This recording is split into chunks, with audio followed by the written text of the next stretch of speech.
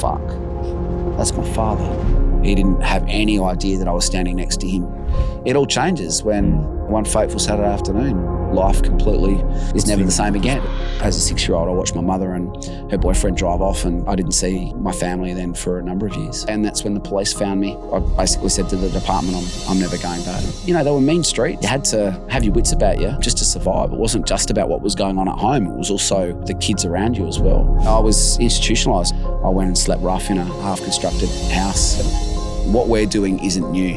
Our physical environments are different, but every generation's been through the same things, just in a different physical environment. I got sacked from a lot of jobs, 25 jobs in 19 years. So I've got a State Department file that's 500 pages thick. Yeah, there were things that I read that rewrote my memory. Yeah. I've always said I'm Peter Pan, so.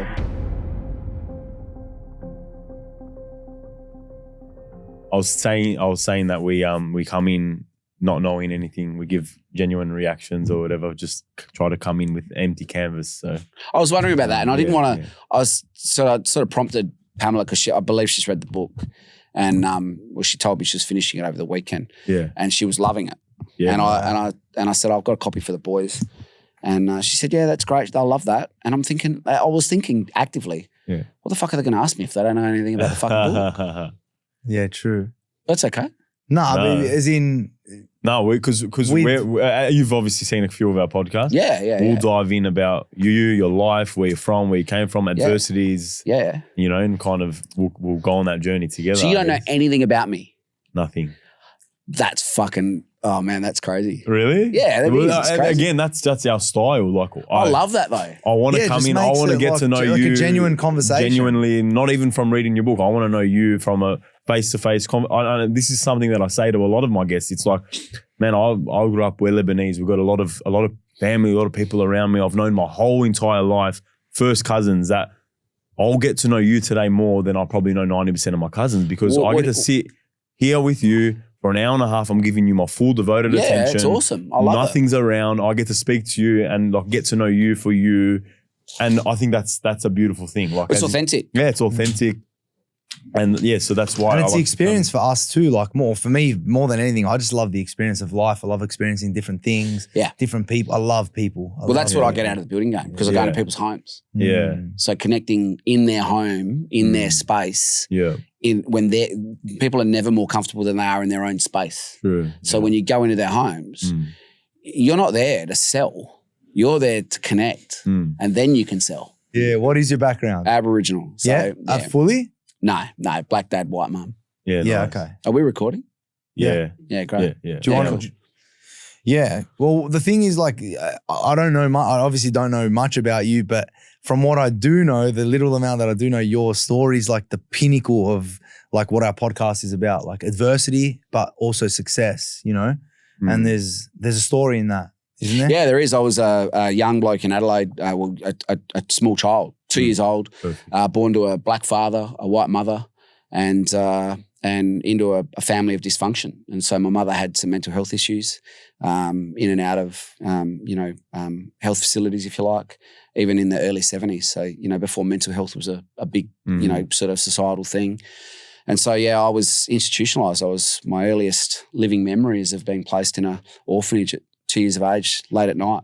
Oh, wow. And so the book, 15 Feet Tall, is, people say that the common sort of question I get is, why'd you call the book 15 Feet Tall? Is it because you feel 15 feet tall after what you've achieved in your life? And it's got nothing to do with that. It's actually the opening line of the book, and I can't tell you why. You'll have to read that for yourself. Yeah. I certainly don't want to put a spoiler out there, but essentially my earliest memory is of being placed in an orphanage late at night. Yeah, wow. So again, not knowing much, have you rekindled with your parents or your mother? So my mother passed away 3 years ago, or 3.5 years ago. Yeah. And my father, who's in his 80s, is living in the mid-north in the Flinders Ranges of South Australia. Cool. So around 350, 400 kilometres out of Adelaide. Yeah, wow. There's, there was a disconnection with him. Him and my mother were married and lasted a year. I came into the world and, he disappeared. I think, probably he was having some challenges with my mother's family. Mm-hmm. And so when he disappeared, I guess in the place of my mother's dysfunction, my extended family started making decisions about where I would go and who would take care of me. And so I've got 2 sisters, one either side, one younger, one older, and all 3 of us have different fathers. They have white fathers. My oldest sister never got to meet her father. He died when she was quite young as well. She's a couple of years older than me. And so, yeah, essentially my Aboriginality became a bone of contention in the family. And it was, a contributing factor, if you like, to my grandparents making decisions about, not taking care of me, but taking care of my sisters because of my Aboriginality. If you're serious about energy, recovery, and long-term health, listen to this. C60 supports your cells by helping reduce oxidative stress and by supporting mitochondrial function, which is your body's energy production. One of the few supplements that we personally take daily. We only talk about products we actually use, and Carbon 60 is one that stayed in our routine. For us, the difference showed up in recovery, clearer thinking, and overall day-to-day resilience. If you have been looking for something that supports your body at a deeper level, C60 is definitely worth exploring. That's crazy. Were you aware of that at a young age? Yeah, really aware. And I think it's one of those things where, when you're that young, I'm 54 now, when you're that young, there are certain things you hold on to. And the memory of the first photographic memory of my mind is of being placed in that orphanage at 10 o'clock at night. Wow. And again, I don't want to spoil the opening of the book, but, they're like tattoos, those sort of memories. They are core memories. And those things stay with you for your whole life. Interestingly, though, there are some things that you block out and you can't remember. And so there's big gaps in that first sort of, 2 to 5 year age range where because of the childhood trauma you're going through, you block things out. And so I've got a State Department file that's 500 pages thick. And, in reading that file as a mature adult for the first time, there were things I learned about myself that other people had written, being, as essentially a ward of the state or a foster kid. And there were things that I read that I guess rewrote my memory. Wow. As I read them. And so at what, you were 2 years old?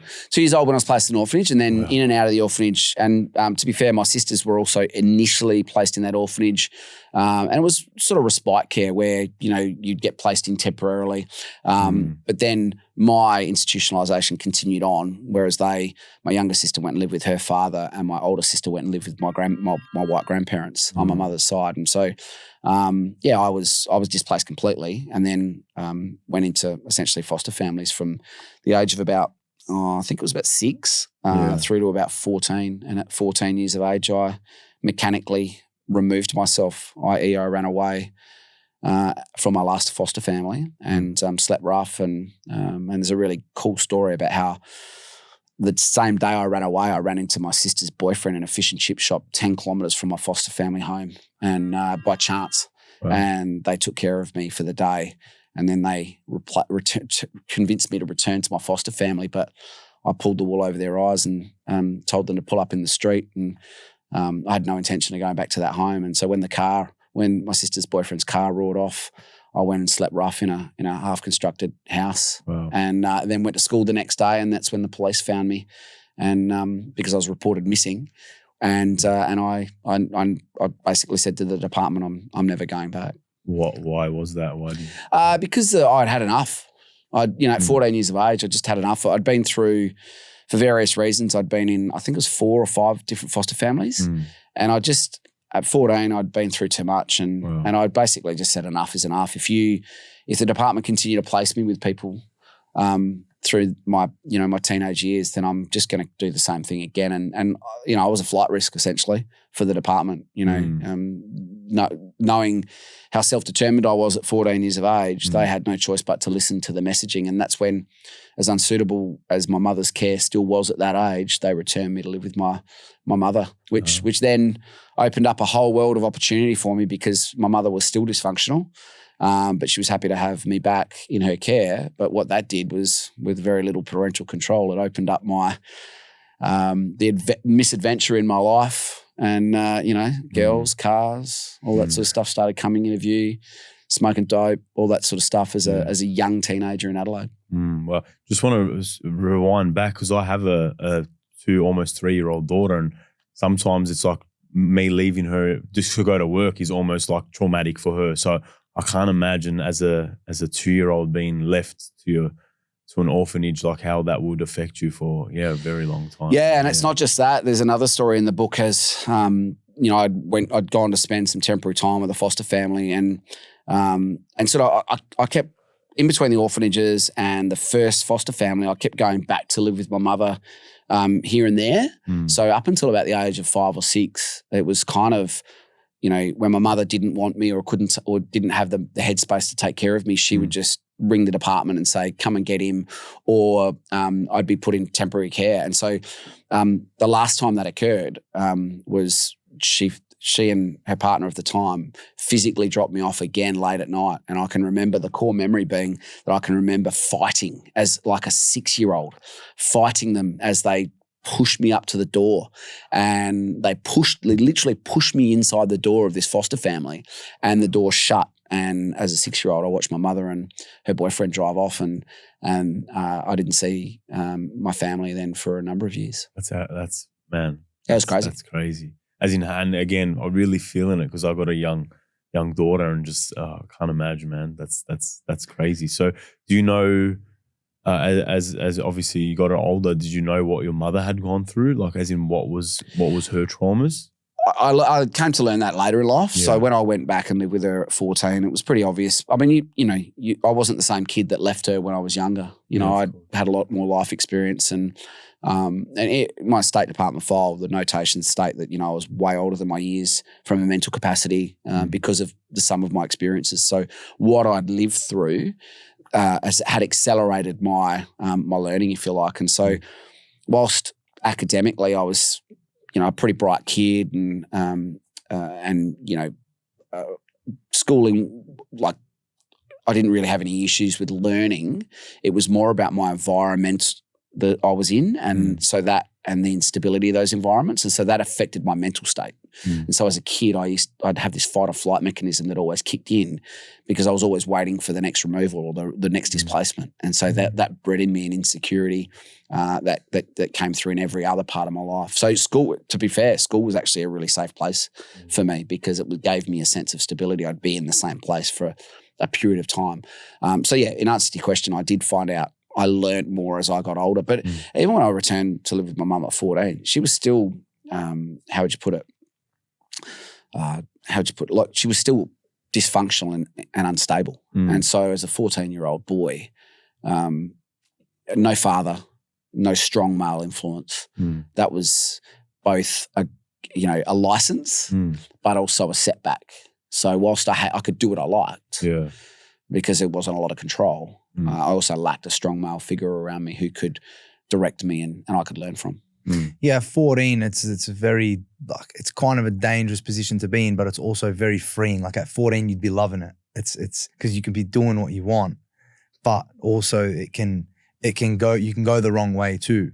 Did you spiral though? Like, were you doing the wrong things? Never spiraled, but we were always on kind of the colourful side of the misadventure. So, to give you an example, my mother would buy us a bottle of brandy on a Friday night at 14 years old. Wow. And she would say, and her reasoning was, if I buy you a bottle of alcohol, you won't abscond into the streets and you won't disappear. Well, all we did was lock the bedroom door from the inside and climbed out the window and jumped on our pushies and headed down into the hood and chasing chicks and doing, drinking the bottle and then we return on our own volition. So we constantly found ways to, tread the line, if you like. And the suburbs that I was growing up in, there were lots of challenged kids, socioeconomically challenged kids. And so Mansfield Park, Croydon Park, Ferryden Park,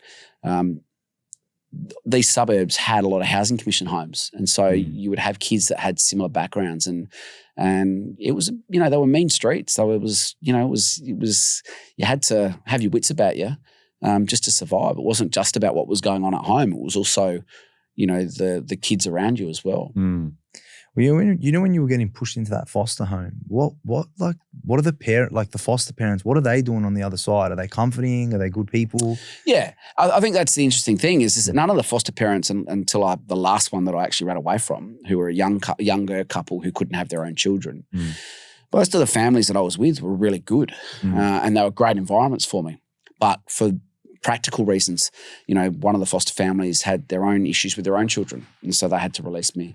The best foster family I spent 3.5 years with, the father died after me being with them for 1.5 years, and I got told at the time, we came from myself and another girl they were fostering came home from school, and I got told that he died of a heart attack, and then, you know, fast forward 15 years later, I get hold of my department file and I read for the first time that he committed suicide. So I read that in my file as a 23-year-old. Yeah, wow. So yeah, in answer to your question, that Paul, you know, the foster families were intrinsically good, but they, for their own reasons, and I think that's the interesting thing about kids that are put under the guardianship of the minister and taken into care is that whilst anyone that fosters a child generally has good intentions, but sometimes their practical lives don't line up with their intentions, and so it's not always a happy ending or a fairy tale ending, you know. Sorry, you go. No, what was that moment like? Was it an impactful moment when that foster father passed away?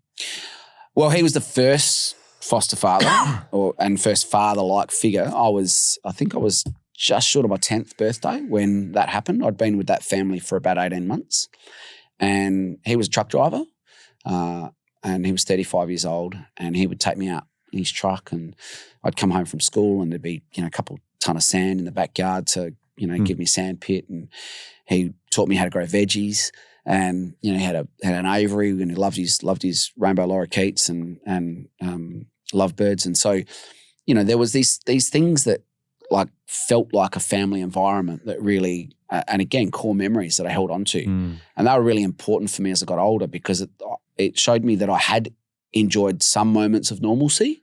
And so, yeah, that his death was, I didn't realize it at the time. I actually write in the book that I moved forward unperturbed. And I think I developed a practical nature by that stage because of all the change in my life up till that point. I just saw it as another development, you know, to add to the list of all the things that I'd already been through at 10 years of age. Makes sense. And was there ever a time coming out of these I guess, things that happened to you where you had to go on like a healing journey, where you had to, you know, face these things, or is it something that's kind of just naturally progressed? Or? I think so. So 14 to 18. So my mother remarried when I was 16, and that lasted no more than about a year. And I had to leave the suburb that I'd spent a few years in, and we moved across the other side of town. And when my mother split up with her new husband, I was 16 years old, and I'd basically at that point said, right, I'm an adult. I'm just because you're going to continue to behave like this, I'm not going to follow. And so I made the decision to stay with my stepdad. And what that did at the time was, while she was removed from my life, I was able to then go into the workforce as a 16-year-old and start learning life on my own terms. And so I guess the self-development occurred from that point forward, and it was in a very practical way. So I got sacked from a lot of jobs. To give you an idea, between the ages of 14, my first job was in a butcher shop, 2 hours on a Saturday morning. And I had a work ethic and I wanted to do well. I always had this sort of intrinsic view of myself that I thought that I could have a good life regardless of all those environmental things that I was going through. But yeah, I had 25 jobs in 19 years from the ages of 14 to 33 because for various reasons, and I believe my personal view is I couldn't be told because I'd been told all the time where to go, what to do, where I was going to live next, who I was going to live with. I'd go into jobs and someone would ask me to do something reasonably and I'd take it personally and I'd just tell them to get stuffed or, and then they'd be like, righto, mate, don't come back tomorrow. And so the growth came from failure, from constant failure. And so I got to 33 and I got sacked from my last job. And it was 21 years ago. And as I said, after 25 jobs in 19 years, I'm now the director of a business that we started from a $10,000 startup that's turned over $40 million, won Telstra Business Awards, and determined my own future, from that point. Yeah, I guess also going through that many jobs is like so much experience. You're learning, like, obviously a different job every time, meeting different people every time. I feel like that in itself is like a weirdly incredible journey, like going through that many jobs, which is obviously a crazy thing, because then you've like lapsed into this new job, like your own business, $10,000 startup, and had such a great success. Yeah, well, it's interesting because something that did change my life when I was 18 years old, I got done for a serious DUI. So I'd been at a gentleman's night with a couple of mates. If you don't know what a gentleman's night is, it's, back in the 80s, you'd get the footy club and I was playing lacrosse at the time. So the footy club and the lacrosse club came together for this gentleman's night, and four of us consumed about 16 jugs of beer in about 4 hours. And we were, as young blokes, you're always being egged on by the older guys. And with, again, with very little boundaries or direction or, paternal influence, I never knew really where the line was. And so I just would keep going and going and going. And on that particular night, I got into my car and drove home and ended up in a police chase and got locked up in a padded cell with no clothes on because of my Aboriginality. Deaths in custody were a thing at the time, where the police were pretty paranoid about Aboriginal kids and adults, for that matter, being in custody, because there was a lot of deaths in custody of Aboriginal people at the time. And so, they, at the sign-in in the watch house, they took my shoelaces, stripped me down. Why were you naked? Because they were concerned that you might hang yourself with something in the cell. So they stripped me down, and I was also out of control. Being that inebriated, and I was spitting at the coppers over the counter. I was out of control, and it was the moment that my life bottomed out, and I bottomed out completely. And what happened next was remarkable. After I got my driver's license suspended. I got fined a significant amount of money. I think I got fined $2,500 back in 1990, so it was a significant amount of money for an 18-year-old. Lost my license for a couple of years, and had to do 140 hours of community service, and so. It was a really indignifying experience. Like, I'd really felt like I felt embarrassed and I felt ashamed. But it also lit the fire. I lost my job, and I responded to an ad in the paper. Up until that point, I'd done manual labour jobs, butcher shop, mechanic workshops, that sort of stuff. And this job was for a salesperson. And I went into the interview not knowing what the job was. And I sat down in the guy's office, and he said, "Mate, I think you'd be perfect for the job." And I said, "Why is that?" And he said, "Well, you're pretty intelligent. You're pretty engaging. You got an extroverted personality." And I said, "What's the job?" And he said, "We want you to knock on doors and sell home improvements." And I said, "You want me to what?" He said, "Yeah, we're going to drop you off in a street every day, and you're going to walk up to someone's front door. You're going to knock on the door, and you're going to flog aluminium windows." And I looked at him and said, "Righto." And so I got the job. I started.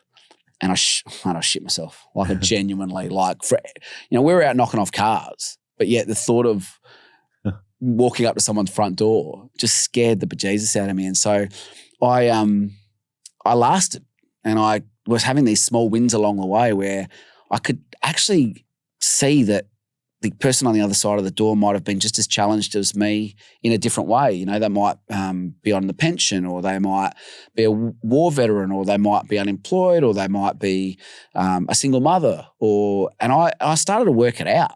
I started to work out that, I wasn't the only one in life that had my challenges. And so this was this sort of coming of age, if you like, or this recognition in myself that, hang on a second, you've had a hard life and you've been through some stuff, but everyone's going through stuff. And then on top of that, the owner of the business was running sales training courses after hours. And a part of that sales training material was Maslow's hierarchy, which is the human construct of human needs. And so I started to learn about self-esteem and self-actualization and goal setting.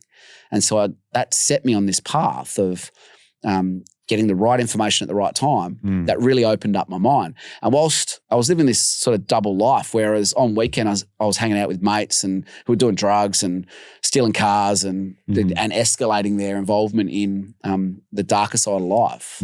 But I had this lighter side around me, which was allowing me to think, hang on a second, I can pull myself out of this if I just educate myself and I can give myself an opportunity to make better quality decisions. And so, that was the first real turning point. Yeah.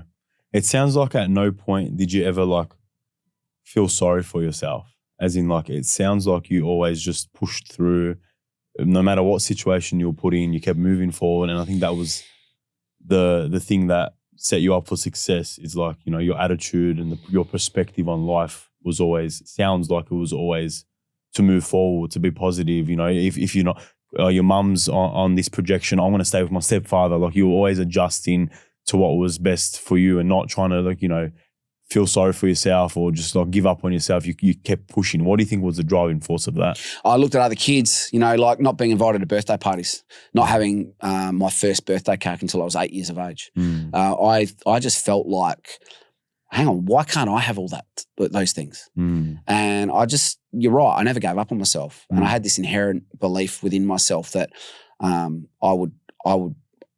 wasn't any different than any of the other kids. You know, I felt in some cases that I was smarter than some of these kids, but they were just in better environments. And so I just felt like if I could find my way into better environments, that would help me make better decisions and I'd be able to positively affect my life. And so, yeah, you're right, 100%. You know, the core message is to never give up and just to keep going. So, and I think that realization that other people have constant challenge in their life as well. Life isn't easy for anybody, right. You know, and your journey is unique to you. Your challenges are unique to you. And I often use the analogy that I could have been born to the royal family, but look how that's turning out. You know, exactly. so you know, careful what you wish for, and accept you can't control how you come in, but you can certainly have an impact on how you go out. And I guess the legacy for me is, as a human being, is I just wanted to have a better life. Yeah. One thing I absolutely live by is the saying, everything's happening for you, not to you. So it completely just like when something's bad's happening, you think it's, you know, you don't actually know what's good and what's bad. As in you might think it's bad at the time, but then, you know, for example, I might get hit by a car, but and I can't go on an airplane tomorrow, but the airplane crashes and everyone in the airplane dies. Like, was it me being hit by the car bad or was it good? Like, oh, well, fuck, I didn't go on that airplane, so it ended up being good. So I truly, no matter what, and even when bad things are happening, I look at it and I say, hey, man, this is happening for me. You know, you might not see what the light is, but know that the light will always come. Well, there's a line in the book where I often say that, you know, life was happening to me rather than with me. And so that happens to all of us. Exactly. There's an instance, you know, the reason I finished the book was because we had 3 really traumatic things happen in our life only a few years ago. I'd been writing the book for 10 years. Yeah, wow. And I got to 48 and kind of had this, you know, pre-midlife crisis where I went, who writes a biography at 48? Like if I finish this book, does that mean my life's over? You know, like, so does that mean my story's over? And so I put it down. And I resisted finishing it. And to be fair, I didn't think I had an ending. I was just kind of writing, you know, and it was kind of cathartic through the years of I'd get on a plane or go to Bali or, you know, go on a holiday with my family and I'd put 5,000 words down here and 10,000. I never really had any sort of final intent. And then my mother passed away 3.5 years ago and the circumstances around that were challenging in regards to how I found out. And I'd been, you know, sort of gradually removing myself from her life as she got older. And there were reasons around that. You know, she had early onset dementia. She couldn't remember my own son's names. I didn't want to put myself through the emotional trauma that I'd already been through as a kid at the end of her life. And so I started moving away from her. And then when she passed away, I found out an hour beforehand and that she was in hospital. And then I went to arrange to visit her and an hour later got a text message saying she's passed. So that was the first thing. And then the second thing was my young nephew, my sister's oldest. And I'd been estranged from my sister due to my mother's passing and the circumstances around my mother's passing. And her son dropped dead on a football field. And her 20-year-old son, who's a month younger than my oldest son. And And where I was and the circumstances around him passing are ridiculous. That story's in the book as well. And I found that out literally at the same time that I was enjoying one of the best weeks of my life. And so that happened. And then our business got sued in the federal court by a politician and a police officer for the JobKeeper program. And so we were one of the first employers in Australia that was taken to the federal court for an alleged breach of the JobKeeper program, and we won that federal court case. It was a bit of a rort, and we defeated that. It took 18 months to defeat that in the federal court, and I kind of felt at that point, righto, what am I waiting for? I've had all these 3 really traumatic things happen in my life in the last sort of 18 months. Let's just finish the book. Yeah. Yeah, that's right. Did you to write a book? It's such a big thing, and even the childhood and the experience. I mean, at what point did you start writing, and how did you develop the intellect? You obviously said you even growing up you had that, you felt like you were smarter than some of these kids. Where do you think you developed that from? Is it from school? Were you concentrating in school? Do you feel like it just came naturally? I think look. A lot of people ask me how I managed to break my cycle and become the person that I've become. And I think there's a number of, practical reasons. One, you've got to have the motivation to do it. You've got to want to do it. So that's a big part of it. The other is you've got to have the ability to work it out. So, if you're born with a reasonable level of intellect, that's such a great tool to have. And I did an IQ test for a job that I took when I was younger.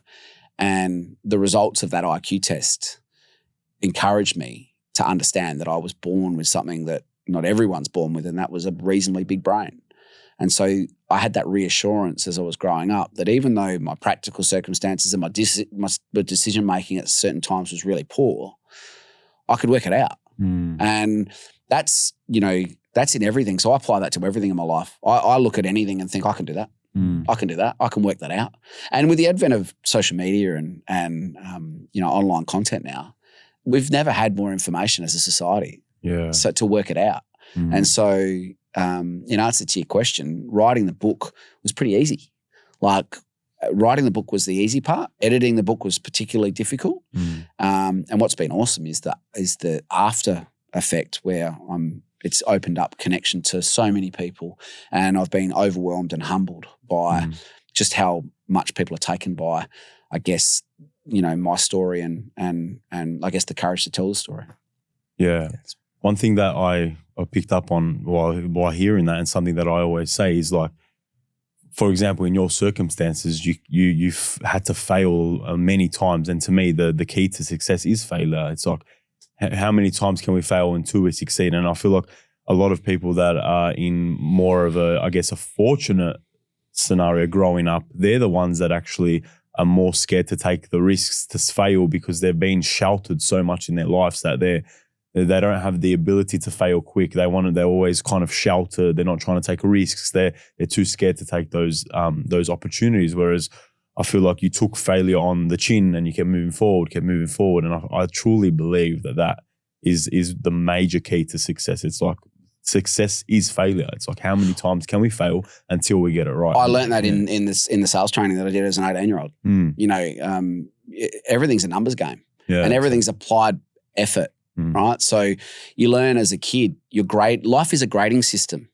So when you go to school after the age of about 5, at the end of every term, you get told how good you have done.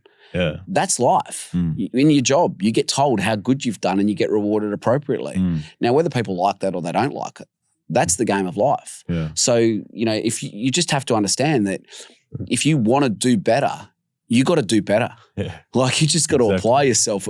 If you have to work harder, you have to work harder. If you have to be smarter, you have to be smarter. That's life. Yeah. And there's I was having a conversation last night in a wine bar with a young bloke who said, everybody should get paid the same. And I said, no, they shouldn't, because then that breeds comfort. And out of comfort, you fail. That's what you're saying. He sounds like a lazy man. Well, no, he had a social conscience. Yeah. And so he wants everybody to have the same opportunities. And I get that. But if you remove the incentive to grow, what's the point? Exactly. You know, think of so anything worse. yeah. And so failing, and it's everywhere, you know, like again, with the amount of content around now, this stuff isn't new news. It's you know, you can pick up any book in any bookshop and these lessons are rewritten and rewritten. I read a lot of Japanese philosophy. I learn a lot. I try to continue to learn a lot. But the one thing that I have learned is that what we're doing isn't new. Yeah. Generations and generations and generations. Our physical environments are different, but every generation's been through the same things, just in a different physical environment. Yeah. In different ways. I want to ask two random questions. I want to know, what was the best day of your life and what was the worst day of your life? Best day of my life was my first son being born. I thought that was the case. Yeah. And so there was an enormous amount of relief. And I kind of feel sorry for my second son because, you know, I think this is like a timeless sort of discussion, you know, like I don't think there's any father that doesn't have this conversation, you know. My eldest son is particularly talented footballer, particularly strong-willed. My younger son has got a beautiful soul. He's soft and emotional, and they're different human beings. Yeah. And whenever I say that, you know, the best day of my life was my first son being born, that's not so much about my first son because he can be a prick sometimes, right? But it's more about the fact that there was relief coming from a broken family and being the only boy. I wanted to be able to create my own legacy, and so if you get back to the book again, one of the driving factors of writing the book was that I wanted my kids to have a story because I didn't have my own story. You know, you have a very good story. So yeah, well, and there's lots. You definitely have a story. Yeah, and so I wanted them. If I fell off the perch or something happened to me, and I guess that's where those couple of deaths in recent times sort of really impacted me psychologically, and I really wanted to leave a legacy. So yeah, best day of my life is cutting the umbilical cord of my son. We didn't know that we were going to have a boy. We made sure that we didn't find out. And if I'd had a girl, that like all parents, you'd be happy if they're healthy and it's trouble free. But yeah, to have my first son was an enormous relief for me. Yeah, beautiful. I feel like every man wants a son. You know, it's that like stigma. I wanted sons until I had my daughter. Now I feel like I only want daughters in a weird way. I still want a son to you know, for the legacy, but to be honest, I think I want my next child to be a girl. Like, as in, like, I don't know. I just think after having girls, I'm obsessed with my daughter. Like, look, you know what? I get it. You know, I got enough trouble without having to protect a daughter. So, you know, like I feel like, you know, I'd be that father that, you know, because I remember what I was like, and there's stories about me and my first girlfriends, you know, walking in, you know, like not quite in the right how would I put it, state, and meeting the girlfriend's parents for the first time. And yeah. There's a couple of stories like that in the book. Wow. And so, you know, I feel like I'd be that parent that said, righto, mate, you're not good enough. Out you go. You know, like, and it would be constantly, you're not good enough. Yeah. Yeah. So. And on the opposite side, what was the worst thing? I think, you know, I think we all have our challenging days in our life, but I'd say that learning about my nephew and then saying goodbye to him on a ventilator in the ICU.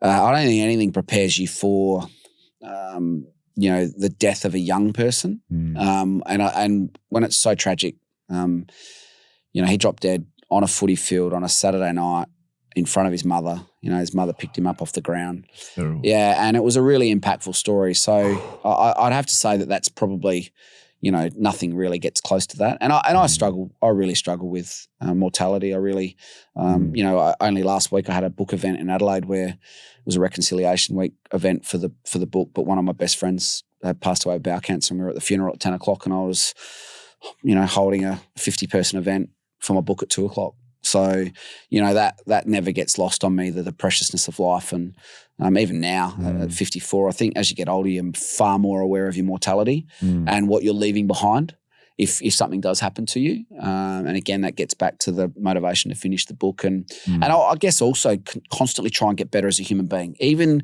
when you're my age, there's this responsibility, if you're a decent human being, to just be better all the time. Do better. Yeah, for sure.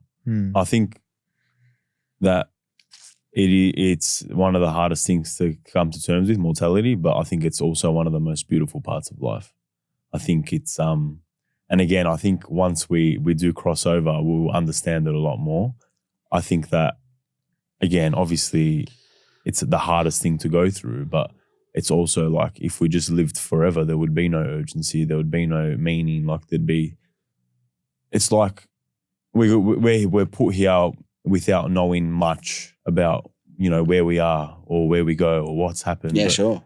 And everyone's got an opinion, right? Exactly. And I think that like an example of like faith, it's like if I had my mum and dad, they drop me off to school and they pick me up from school every single day, right? I know they're coming every day. They come and I don't think about it. I just know they're going to be there at 3:00 to pick me up every single day. That doesn't require faith, right? So there's no need to have faith. I know that they're coming, every day. I don't have to think about that. But I don't know what's happening, where we're going, where we came from, but it requires that faith. And that faith is I think part of the game of life is to develop these things in there not knowing. But I do think that when we die, we just wake up and we're in the real world, like as in we're here having, when you're dreaming, you don't know you're dreaming. You wake up and you're like, oh, that was a dream. I feel like that's when we die, we just wake up and we're like, whoa, that was like, crazy. Yeah, and look, I had some moments as a young bloke where I had to question, my own faith. I wouldn't say, I've never really been, as a kid, I was never really in a constant environment where I could believe in one thing or another. In fact, there's a story in the book about a temporary foster family that I spent a summer with who were Seventh-day Adventists. And I had to go along. Firstly, I was pretty filthy that they weren't allowed to watch TV on Saturday afternoons. So, I'd watch the cricket, the Benson Hedges Tri-Series back when I was a kid, Alan Border and all those, childhood heroes. And they were telling me I couldn't watch them, So I've gone from a non-religious environment straight into this fully religious environment. And I was just like, what's this? And like, then they'd take me to church and I'd be like looking at the other kids going, man, what's going on here? Like, what are you guys on about? And so that kind of really challenged me to try to empathize and understand that. And as I got older and traveled the world a lot, you understand that there are many different faiths and people have to be given the space to believe what they believe in, because that's respectful and that's the proper thing to do. So I'm really careful. I guess it's a little bit like, the pronoun situation now and the LGBTQ sort of environment where we're all so much more mindful of other people's rights to think or have their faith. Well, obviously having an Indigenous background, they're really tapped into something, do you have any connection with any of that? Yeah, it's interesting. We go on a family holiday. So my descendancy is Narrandjeri, which is the sort of southeast of South Australia along the lower lakes of the Murray and the Murray Mouth, where, if you know, the film Storm Boy was filmed. And so the Coorong. And so every Christmas we drive. After Christmas, we go on a 10-day holiday to the same spot in the same caravan park. We've been doing that for 20 years. And we drive through my country. And it's interesting, being disconnected. There's a line in my book that says I'm not white enough to be white or black enough to be black, because I was never exposed to my Aboriginal descendancy, if you like, or community. And that's a difficult place to be, that lack of identity. Yeah. And I talk about that in the book where, around other Aboriginal people, it's a really challenging thing for me because people think I'm Italian. They look at me and they go, hey, what part of Italy you're from? You're from a Calabria, you're from a Sicily. You do look a little bit. I'm like, hey, mate, I'm from the fucking Coorong. So I used to knock on doors, little old Italians in the northeast suburbs of Adelaide. And the old nonnos would go, where are you from? Are you from a Sicily or are you from a Calabria? I'm like, mate, I'm fucking from the Coorong, Oh my God, it's so funny. And the Italians, they don't trust their other Italians, unless they know them. So they'd always be asking me these questions with side-shifting eyes, So, but yeah, in answer to your question, I do get a sense. I actually did a sound healing session, and this story is in the book. So you talk about the work that I've done. I haven't really left a lot of stones unturned. I've done a lot of work, and not anything wacky, but this was about as wacky as it got. I did a sound healing session after my nephew passed, and because I felt like I needed to remove myself from all the pressures around me, and I needed to slow down. And so I did some meditation, and I did some breathing work, and that led me into some sound healing percussion sessions. And the first session I did was, it took me into a deep state, and essentially they're releasing your consciousness. You're releasing your conscious thought, and you're going into a natural state. And so I did that, and there wasn't too much that came of that. I had the creamy stars in my eyes from closing my eyes. That was about it.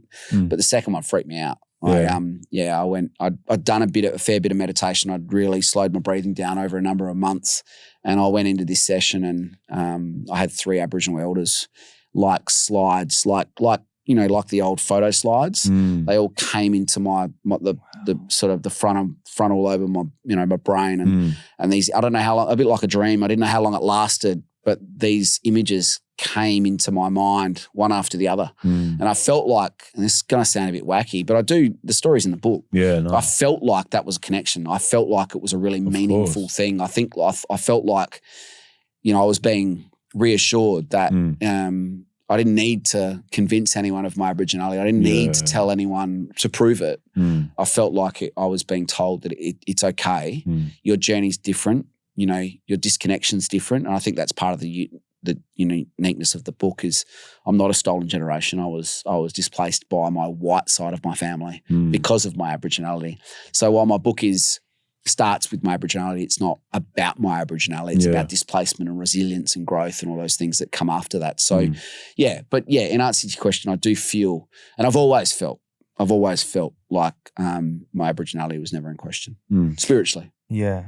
You said you drive through your country. Have you ever been there? Do you stop at the river and spend time with them? Yeah, I actually, and it's really interesting because I'm really sensitive.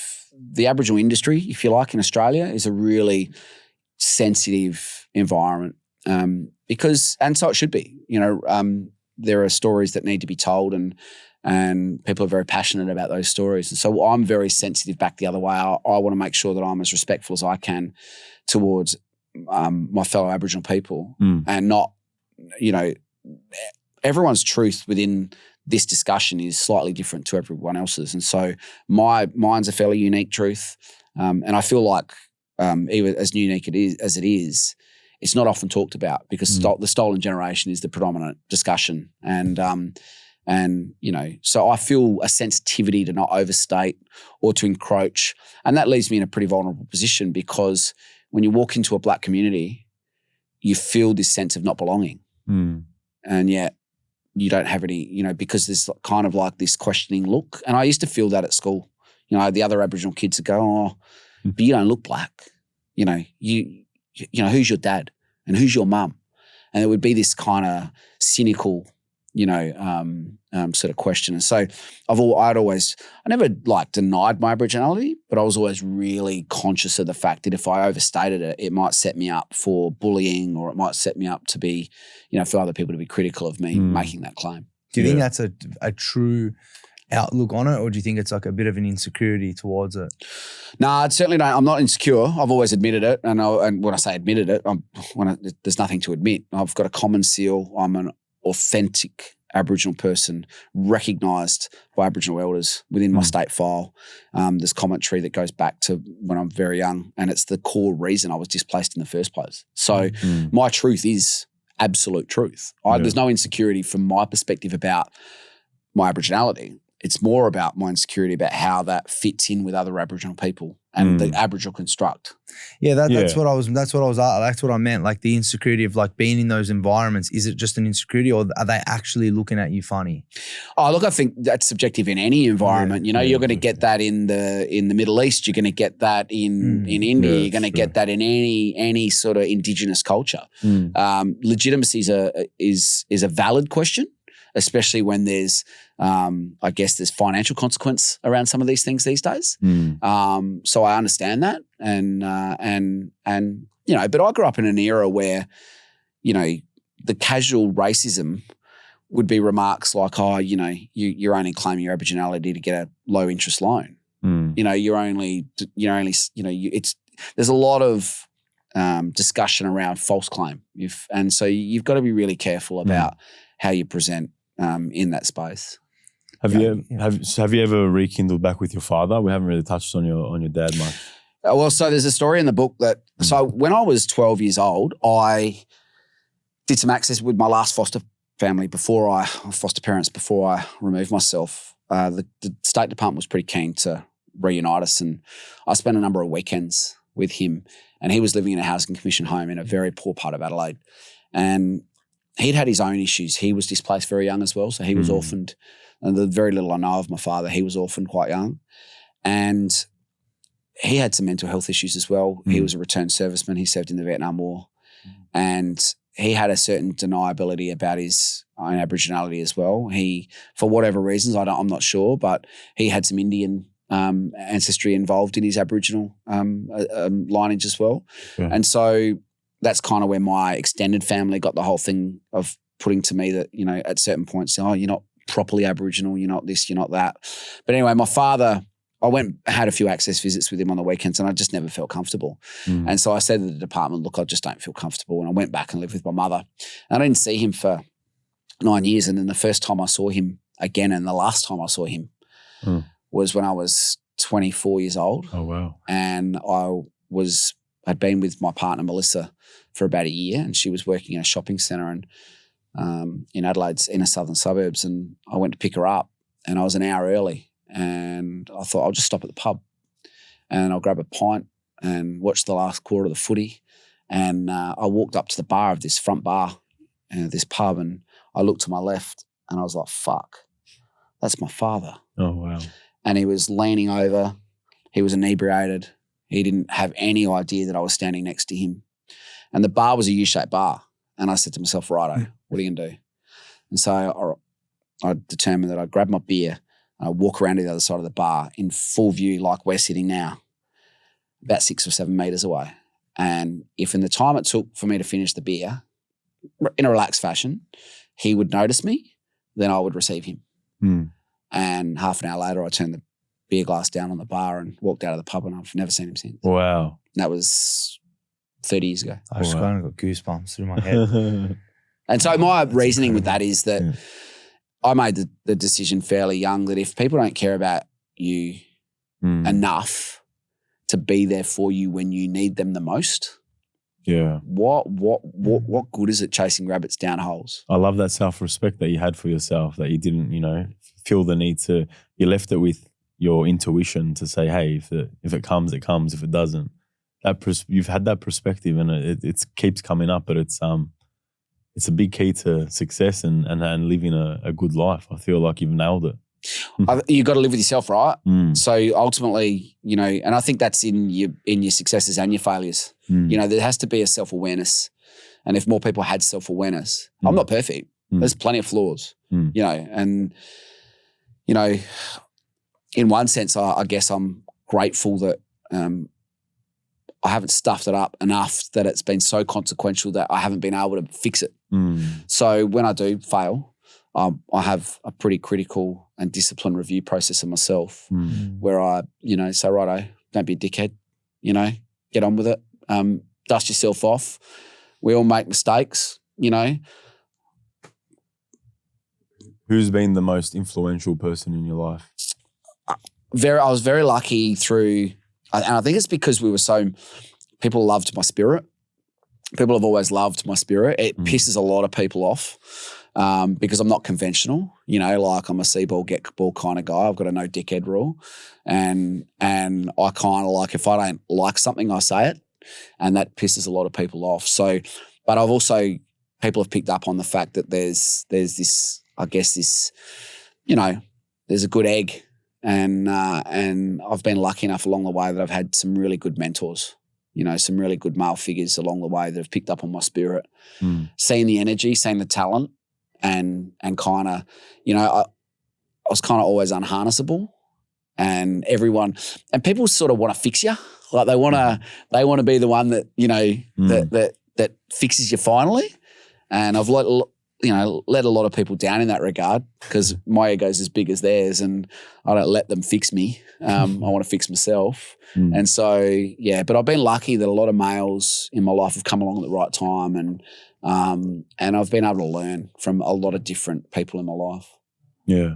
I think you nailed it. I think the biggest thing to success is that self-awareness, man, like being able to just look at yourself, analyze your day, analyze your week, analyze the scenario, the position that you're in, whatever it is, and move forward. Like it's a big key, man. It's a big key. Oh. Yeah, and we're also consumed now.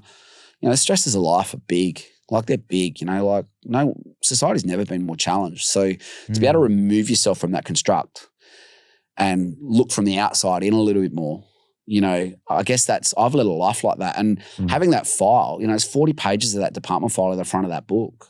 And so I've always had this existence where I'm living like two lives, one that other people have documented and the one that I'm actually living. So other people's truth isn't always my truth and my truth isn't always other people's truth. And so that's demonstrative it's been demonstrated in the way that my life's been documented. It's a pretty unique situation to have. I imagine if someone told you, 20 years after they'd done it, hey, by the way, we've just got this box of documents that we've taken notes on who you are as you've grown up. How would you feel about that? So to read that back about yourself, how can you not be self-aware? How can you not know who you are? I know myself better than I know anyone else. Wow. So you should. It's incredible. Yeah, it's crazy. Because you've actually received the documents of you learn so much about yourself through just like a random thing that's been passed to you. It's crazy. Yeah, and I think in traditional sense, that happens in family construct, right? Your grandparents tell the story of their parents down to their children and so on, so it goes. And I've never had that. So my existence is a bit more practical. It's a bit more tactile, like it's not urban myth. It's not, because even through generations, stories change and shift because it's the Chinese whisper thing, right? Correct, man. And most people like forget things. They muddle up stories. Like it doesn't come down at the way you think. Whereas like you've got it actually like documented. Yeah, and that's only the first 18 years of my life. And so if some of the stories now, like I've had people come to me and say, oh, you know what? I remember that slightly differently. And so, post 18. And so I'm like, oh yeah, tell me about what you remember. And then writing at 54, anyone writing a memoir, it's a challenging thing to do because other people have got their view on what happened. Exactly. So it's probably the ultimate form of courage because you're telling your story and you have to release it. And what I mean by release it is emotionally release it. Yeah. So you have to step away from it. You do it and then you go, what will be, will be. How I feel about it is the most important thing and your family, right? And then you step away from it.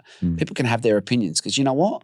They will. They will. Yeah, they will. Exactly. What are some of the reactions you've had from like people that have like potentially read the book or, and that were around back then, like say your sisters or potentially like other family members that were like there, they saw what was going on? Well, I can start with my partner, Melissa, right? So we've been together 30 years. And she's the love of my life. I adore her. And she saved my life. And so I was particularly careful. I had to be particularly careful because a lot of the stuff in my early years, other girls, for your wife to read that stuff, it's you have to be careful. So one thing about the book is that I couldn't say everything. I can't. There's certain stories I can't tell, out of dignity and not putting my family in a situation.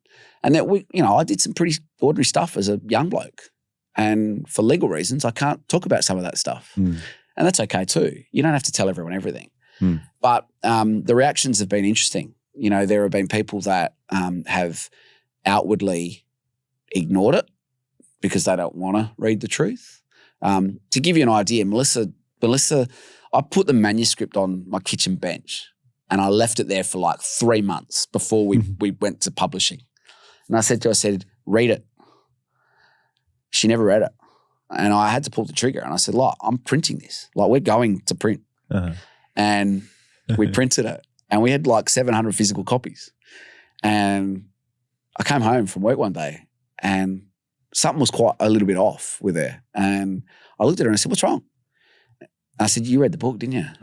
And she goes, it's a lot. And I said, yeah, okay. She goes, yeah, I'm okay. And so you never know quite what you're going to get with people's reactions. But to give you an idea, when you write a factual story like a memoir, there's a legal process involved. And so you have to be careful about who you name. And so what I tried to do was have some fun with it. So some of those, you either have to go to people for permission. Or rename them. And I didn't want to rename people Bob or John or Richard. So there's a lot of nicknames in the book. So there's the Snake, the Culprit, Captain America, the Bobsy Twins.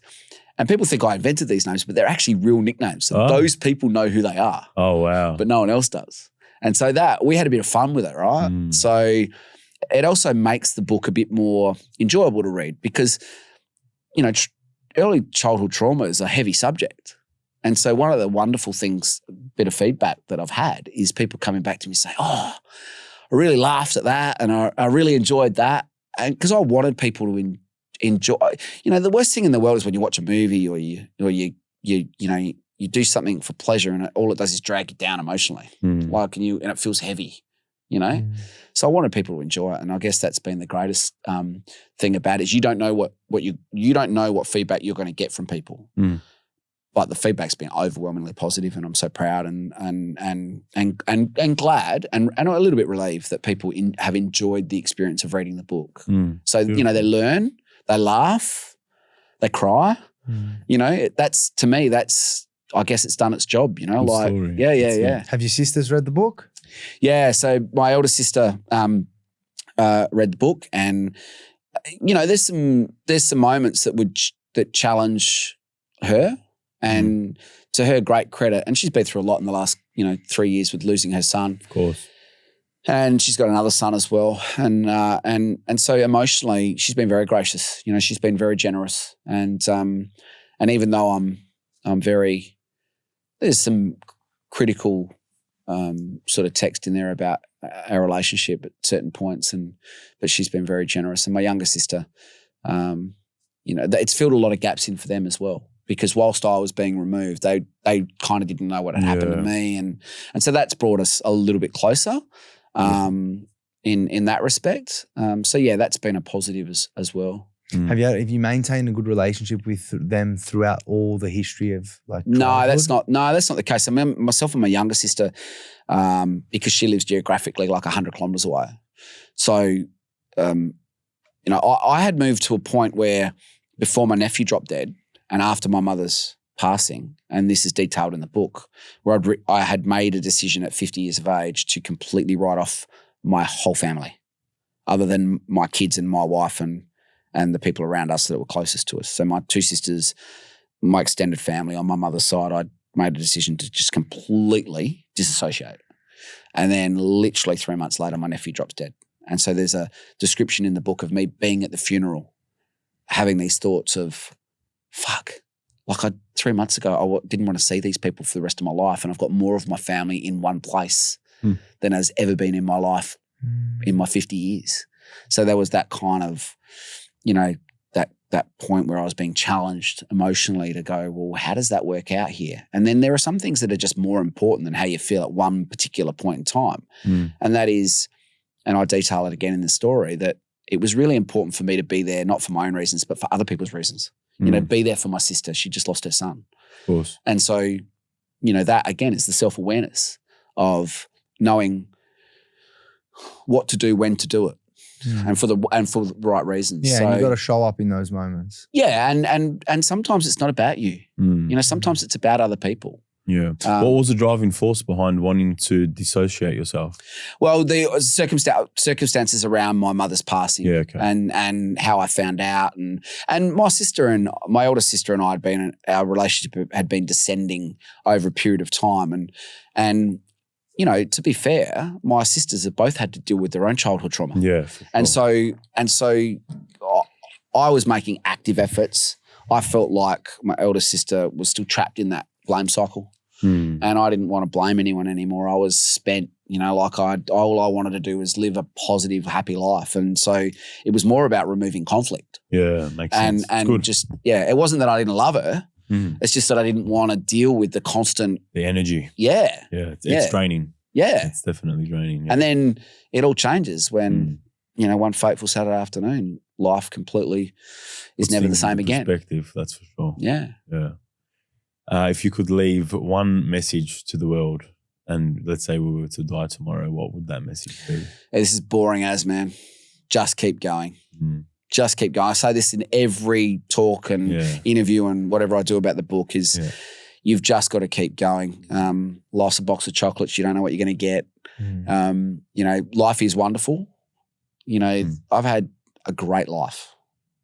Only 3 or 4 months ago, I was eating pasta in Bologna, and life is full of moments of joy. And find those moments, honor them, enjoy them, remember them, but also understand that, there will be moments where you're challenged and understand that your only job is to look after yourself and your family.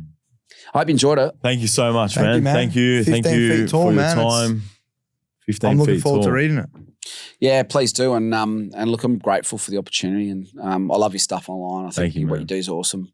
Thank you. Grateful to have you Appreciate here. it. Yeah, and you know what? It's a pleasure to meet you, man. Yeah, and it's so refreshing for me to see young blokes doing what you're doing. It's you're very humble. You go about it the right way. You're very respectful, and I got nothing but respect for the process, man. So thank you so much, man. God bless you. Appreciate it. Yeah, thank you very much. Lots of love, bro. Awesome. Thank you. Thanks, brother. man. Thank you for your time, man. We really appreciate it. If you're still listening, we're giving away 5 free bottles of C60 to the first 5 people who comment reflection on any of our pinned posts. God bless. Thank you.